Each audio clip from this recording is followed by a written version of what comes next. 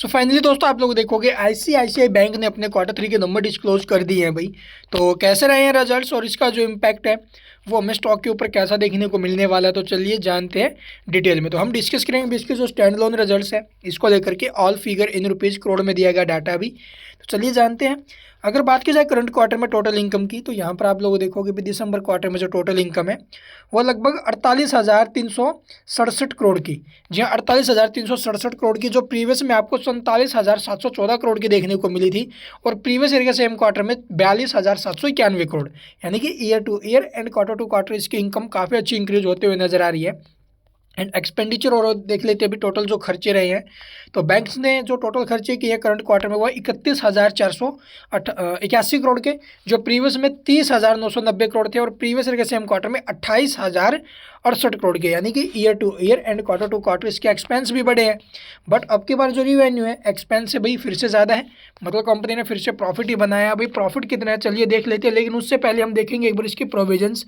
जो प्रोविजंस रही है अभी करंट क्वार्टर में वो 1226 करोड़ की, जो प्रीवियस में 1233 थी। और प्रीवियस ईयर के सेम क्वार्टर में ये 1,049 करोड़ की थी भाई। तो अब की बार जो इसके नेट प्रॉफिट्स है वो यहाँ पर आप लोग देखोगे करीब 11,792 करोड़ के रहे हैं अभी, जो प्रीवियस में 11,745 करोड़ थे। और प्रीवियस ईयर के सेम क्वार्टर में 10,271 करोड़ के, यानी कि इसके प्रॉफिट्स भी ईयर टू ईयर इंक्रीज हुए हैं। बट क्यों उनके बेसिस पर भी इंक्रीज होते हुए नजर आए, लेकिन ज़्यादा बड़ा इसके अंदर जो अभी हमें प्रॉफिट देखने को नहीं मिला है। ठीक है, इसके अलावा आप लोग देखोगे अर्निंग पर शेयर यानी जो ईपीएस है वो है करीब 16 रुपये 72 पैसे का, प्रीवियस में 16.68 था।